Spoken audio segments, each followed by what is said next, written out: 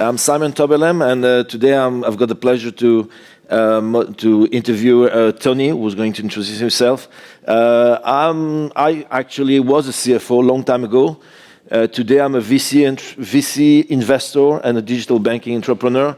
I've just launched my second digital bank, which actually focuses on the pain of the corporates, dedicated to CFOs also, who have issues finding the right shoe when we're talking about digital banking as compared to B2C offer. But let's dive directly. Tony, maybe you want to introduce yourself first. Thanks, Simon. So Tony Wim, I'm head of data analytics for JP Morgan Payments. We move $10 trillion a day. And my team focuses on using that data to develop solutions for our clients. Most of them are CFOs and treasury professionals to solve some of the toughest problems. Okay, great. So let's get started. First question, Tony. How do you see AI driving innovation and efficiencies in the payment sector? And since the question is very broad, would you be able to focus more on the decision-making processes? Sure, absolutely. So I typically frame AI in payments in two buckets, and then I'm going to give some examples that you should all know about. So the first bucket is AI creates intelligent decision engines. What does it mean? Signals are embedded in the transactions that make the transactions more efficient, more secure. That's the first bucket. And the second bucket, where I spend a lot of time on, is AI creates human plus AI workflow solutions that make humans much more efficient and lead to better decision making. So I want to give you a few examples you should all at least be aware of so you can ask your payments provider how you can partner with them. In the decision engines bucket, there is the example of account validation. A lot of things go wrong when you send a payment to the wrong beneficiary, right? People that need to call each other, sort that mess out, nobody wants that, right? Nobody wants to call their bank, let's just be clear. So you can now embed signals from your payments provider. You can make an API call before you send the payment that checks, hey, is this the right beneficiary? At JP Morgan, we will respond, yes, it's a JP Morgan account, or yes, it's an external account we see all the time, or it gives you a pattern, how confident we are that this is the right beneficiary. Hugely successful in eliminating a lot of humans having to call each other when a payment goes wrong. So there's real AI in there because it does things like name match. It seizes the pattern that you send in the instruction. Does this match? For example, if you never sent a payment to the Bank of Siam in Thailand, the algorithms can tell, yeah, this kind of looks right, even if you don't know that. So that's a big one. A second one is payment repairs. Your payment providers learn from the mistakes of your past. Like whenever you put the wrong field in, when you're missing an intermediary bank, when you're routing a payment. At JP Morgan, we've seen these hundreds of thousands of mistakes, and then we trained agents to then repair the payments before you have to do something else. And the third one in that bucket is optimizing payments, like if you are a credit card accepting company, right? If your consumers swipe their cards, it can really help you increase approval rates and get the optimal interchange. So that's engines. I mentioned a little bit, AI can really transform human-only workflows into these human plus AI workflows, because AI can deliver insights into your decision-making process. And I always describe this a little bit like Tony Stark in his Iron Man suit, right? The Iron Man suit is AI. It's an exoskeleton. And more CFOs and treasury professionals can start wearing these Iron Man suits to like have this human plus AI workflow. A big one here that has been mentioned is cash flow forecasting, right? For example, JP Morgan, we also have a cash flow forecasting suite. All of your data is already on our cloud, so we started building workflow solutions that our clients can use. So engines and human plus AI workflows, I would say. Tony, thank you. Thank you, first of all, also to let us know that the next Marvel franchise is going to be about CFO superheroes. You mentioned about the improved decision making in terms of using AI as well as additional insight. And yet, I think there's a lot of debate in the market around how payments are going to, or security of payments is going to be impacted by AI, in good or in bad. What's your view on that? Well, I think it's going to make it more secure. So one of the big areas where AI helps us is build better fraud models, right? AI is tremendously helpful in coming up with a better probability score on almost like on a sliding scale. Is a payment actually real, or could it potentially be fraudulent? Because historic fraud rules have been based on business rules, right? Certain thresholds, certain patterns we observe, and unfortunately, fraudsters catch up with these rules and then try to score just around them to go undetected. And AI can much more efficiently develop new clusters that are emerging of new patterns, and then we can very quickly adjust. Okay, that's very interesting. As you know, there are quite a lot of views about the fact that AI also could create more issues because of the ability to crack traditional cybersecurity. But let's be optimistic about that. In a different direction, I think that a lot of people in the room and in a bit everyone is questioning himself about the impact of AI on the human relationship, on how it's going to be played, this deployment of AI in organization, what's going to be tomorrow organization on a human point of view in the relationship with AI. How do you see that in JP Morgan? Yeah, so I mean, it's a good question. So I can answer it from two perspectives. One from a client perspective and what we do at JP Morgan. So from a client perspective, I think if you think about Gen AI, 2024, we've actually seen fairly high expectations being exceeded from a technical capability perspective, right? So we went into 2024, everybody was making fun of ChatGPT not being able to do math. Now actually, generative AI is a better mathematician than most of us. Then compute has dramatically improved. If you look at NVIDIA's new B200 chip, and I want you all to remember this, so that chip does in 1 second what you as a human, if you did one mathematical equation in 1 second, it would take you 125 million years to do what the NVIDIA chip does in 1 second. So tremendous compute power. So technical capabilities exceeded. However, I think relatively little business value has been generated. There's a lot of buzz, yes, but let's be also quite real. Yeah, we write a little bit better emails, right? But so we are at the cusp of something here. And here's how I reconcile this. Great technical capabilities, not a lot of business value. Who's the problem? Humans. So I think it's up to you as the executive to drive that human flexibility so your organizations can actually unlock business value. You need, as executives, need to create the structures where these human plus AI workflows can really go to work. And we've observed a lot that, like in many digital transformation, because AI is just one more tool to drive a digital transformation. The one thing I want you to take away is it's never just tech, right? It's not about just automating what humans do and reducing their roles. It's not about that. It's about actually thinking about how do you inspire the humans in your organization? How do you help them leverage AI to focus on their strengths, right? To do what they do best. So my call to action would be, don't make this this is just tech. Think about how do you connect this tech with the humans to drive that. I think one example that I think is probably relevant for a lot of you, that's why we see a lot of solutions out there, is the cash flow forecasting process, right? It is such a hugely important part of a lot of your jobs.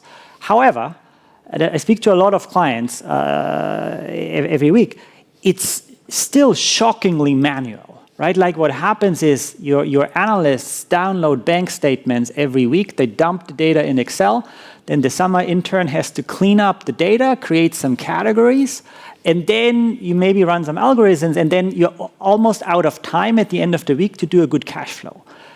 Here's where we're seeing this change. So clients that successfully adopt digital transformations, adopt AI solutions, like JP Morgan has one, SAP has one, like use one that works for you, right? Start getting used to it. Some of our clients have now reduced the manual work of the processes by over 90%. Now the humans can actually focus on thinking, right? On like calling each other and like making better decisions. Because also my perspective is the AI in cash flow forecasting will always be wrong, right? Because history is never a perfect indication of the future. But with all that freed up time, AI gives you a good baseline, and then you as humans, with the freed up time, can adjust. I think it's extremely insightful.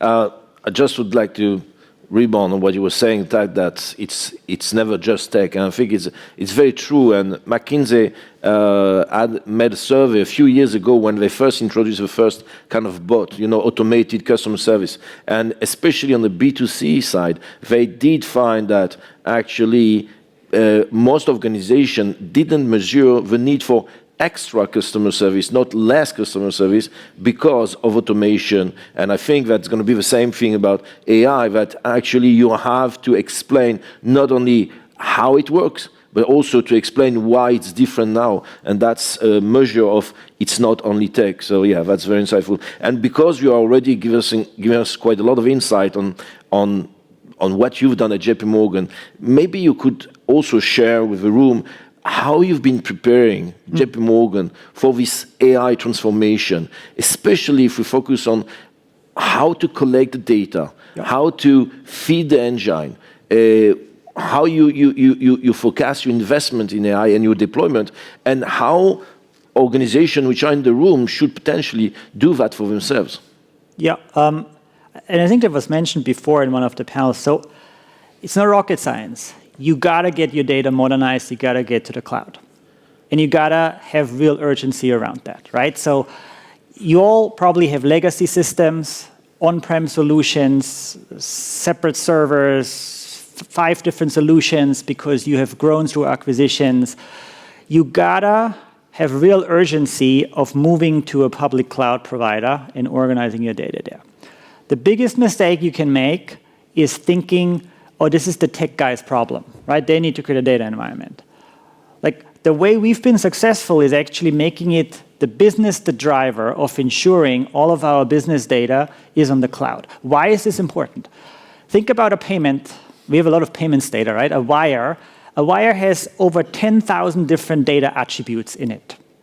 The tech guy doesn't know which attribute matters and which attribute to combine to get to the right metric that the CFO needs, right? You need highly technical people in the business that guide the technologists what data needs to be curated and how and what the use cases are. So we actually have the role of a data product owner where they are business leaders, and the data product owner are responsible for the data to be there and like serve the use cases of the business. And they guide tech. So if you're making it, again, a tech problem, it's going to be 5 years because it's unfair to think that technology can make these judgment calls that are required on a weekly basis to get that transformation done. And you should do a top-down mandate that this needs to happen. That's how we basically got it done. Well, I think it's fantastic insight. Thank you very much. And we're getting to the end of this chat. Would there be any kind of last recommendation you would give to the people in the room, or your view on how AI is really going to be in the future for the payments and the financial services in general? Yeah, I mean, one thing I like that I spend a lot of time on is this concept of chat with data. It is not trivial to get right, but there's a lot of potential in asking plain language questions and democratizing analytics. So that's what we're going to spend a lot of time on. But I want to repeat my call to action. Is like, it's not just about the tech. It's about the human in the middle. And as CFOs, you have this tremendous once-in-a-lifetime opportunity to lead digital transformation. Thank you very much, Tony. Thank you. Thank you very much. Thank you. Thank you. Thank you. Great. Thank you very much. I mean, Yogi Bear, Donald Rumsfeld, Iron Man, this is how we do events at The Economist. Now I'd like to welcome to the stage Federico, who is Senior Vice President at MasterCard, and going to be discussing what he's been doing at MasterCard. So Federico, please join us. Thank you very much. Thank you for having me. So I want to start, before we go into the details in terms of what you've been doing, in terms of your role. So obviously you're Senior Vice President for AI and Data Operations, which is not an IT role, but something slightly different. So maybe you want to say a few words in terms of how MasterCard has organized itself to kind of take advantage of generative AI, and what's your role in it? Yeah, happy to do it. So you have to start with the context, right? For us, using AI has been happening over a decade. As Tony shared in the last session, a common use case has been fraud, right? Think about you tap your card or your phone and making a payment, the milliseconds that it takes throughout your transaction, a number of fraud decisioning rules and models are happening in the background. So we've always said we had sophistication in the space, but given some of the recent developments, we felt as a company that we needed to maybe centralize a couple of the disciplines and the way we organize ourselves around it to do it. So we created an enterprise-wide AI and data team, which I'm part of the leadership of. And within that, my role, which is not IT, and I very proudly say it, I'm from the business, is all about enablement of the organization. So my focus is on operations, and what that practically means is really three things. The first one is, what's our enterprise-wide approach to using AI and data? So realistically, what is our North Star? How are we going to effectively organize the company around this direction? The second one is about prioritization, right? So we have limited time, we have limited investments. How do we capture all the ideas and all the needs around the organization? How do we prioritize them? What does that roadmap look like? And then what capabilities do we need to build for the organization to take them on?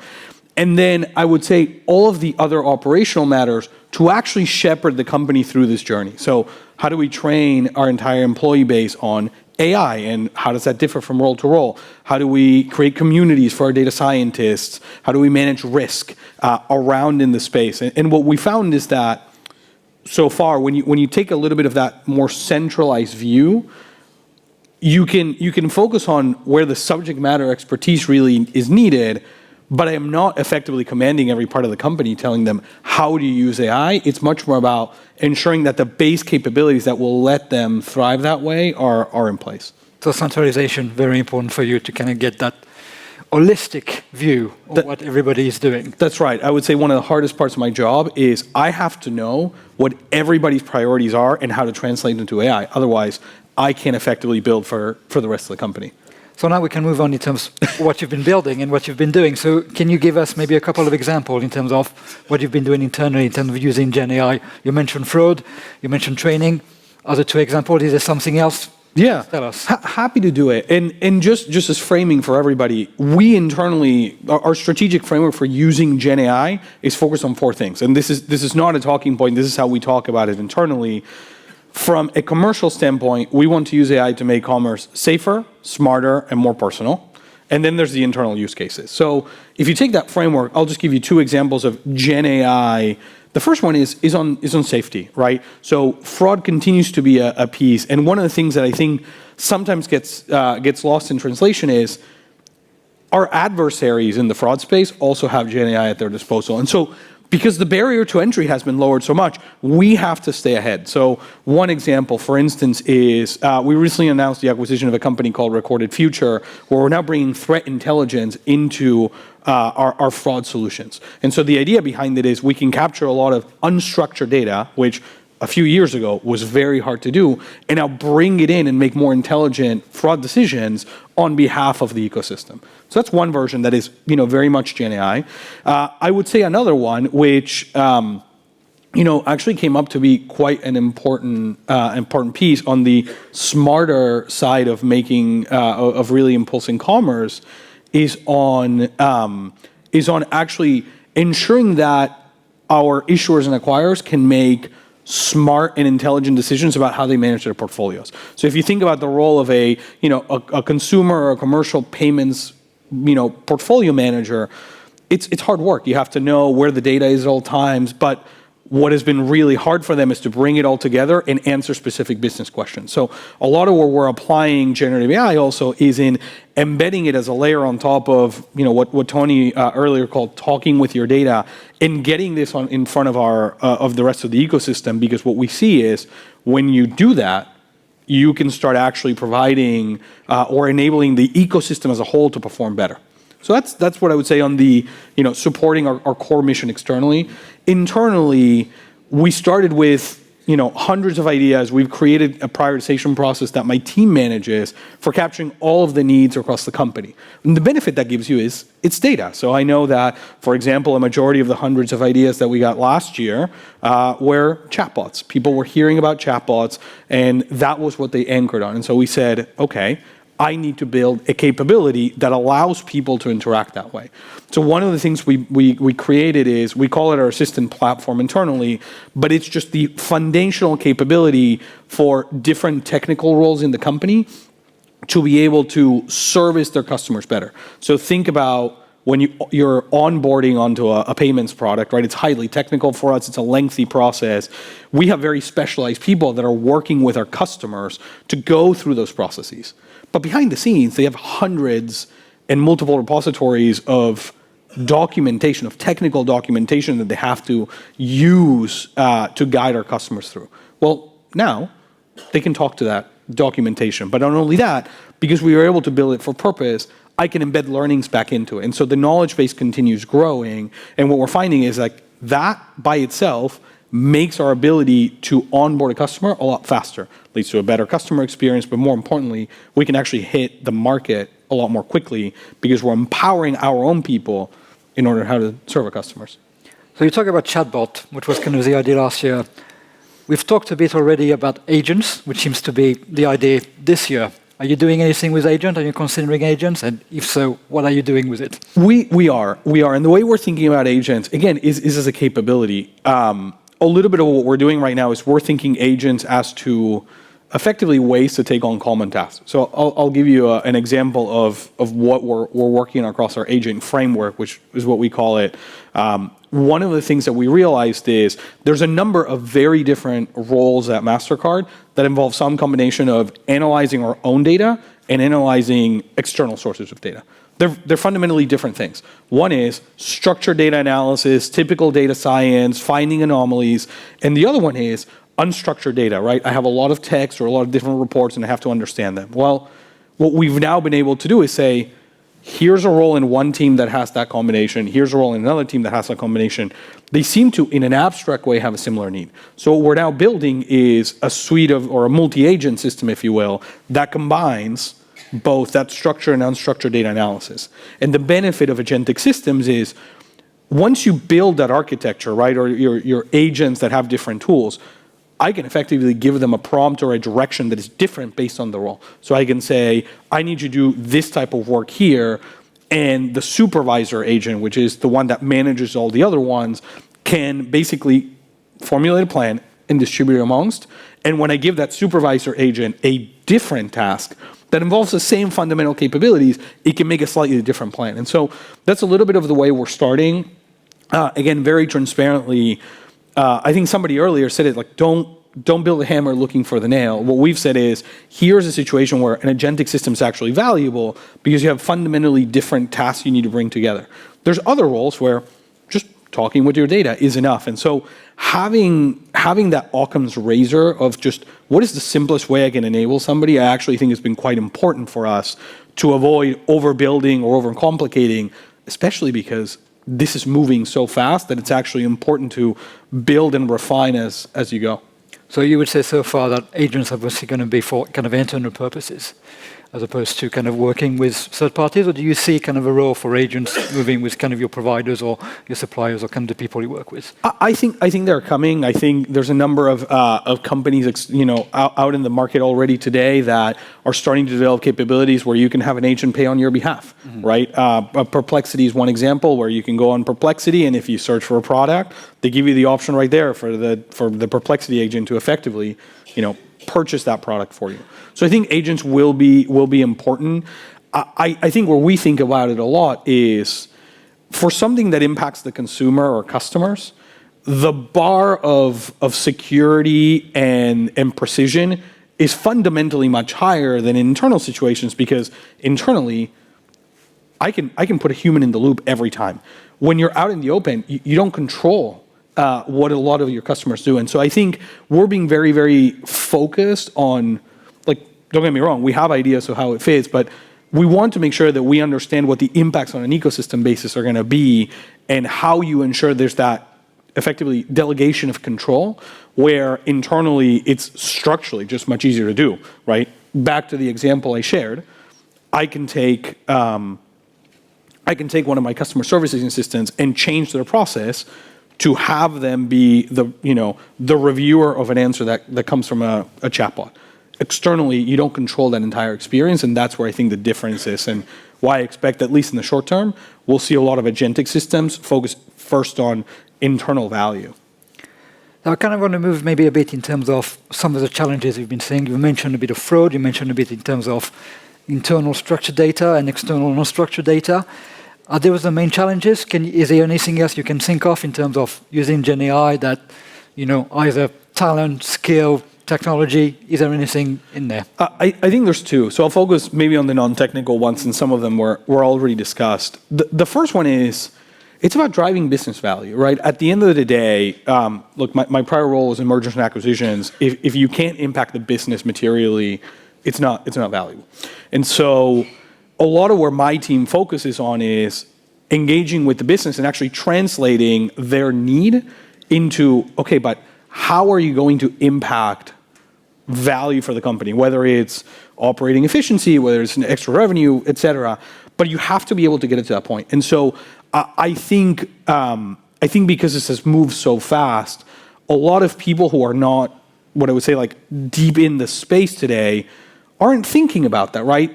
Like, I implicitly understand the value of talking with my data, but I have to be able to explain what cost levers or what structural levers I'm going to pull if I am able to achieve that value. And so I think part one, I think as an industry, there's a lot more work that needs to be done in terms of measuring ROI.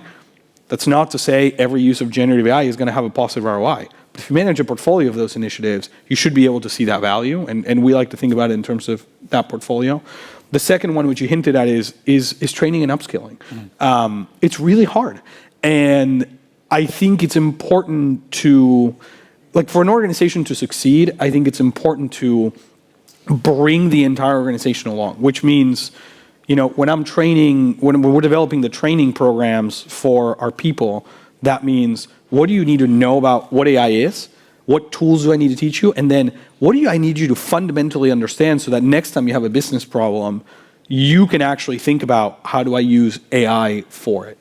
Yeah, I mean, the training part is very important. It might seem pretty basic because we're talking about very advanced technology, but without it, your employees won't be able to do it properly, and therefore any of your plans basically won't work.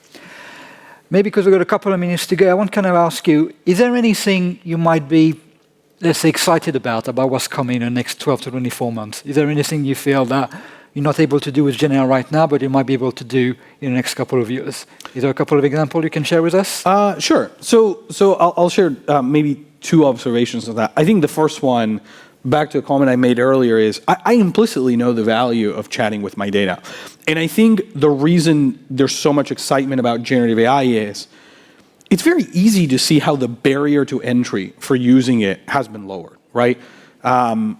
For example, now there's the concept of vibe coding for some of you that may have heard about it, but it's the idea that I don't have to know how to code software anymore. I can prompt an assistant to do 95% of the version for it. So the value is inherently there, but we are not yet at the point where the tools are magic, if you will, right? We're not at the point where I can actually give it a prompt, have it do full code that is going to be completely bug-proof or whatnot. So I think we are getting there, but we are not capturing some of the value because the tools are falling just short of where I think it would be almost perfect. I think that's one. I think the second one, I think adopting AI right now in an enterprise fashion is a change and culture management issue. It is not about the technology. The technology is there, but it's very hard to take organizations of tens of thousands of people and change culture teach them how to get value, explain that you're going to change processes. That's hard work. And I actually think what we're finding a lot of the day-to-day effort to be is in that versus in picking the right technology or what to develop. AI is a tool and AI is not magic. Remember that, all of you. Exactly. I think that's all we have time for. So thank you very much, Federico. No, thank you, everybody. Antonin. Thank you.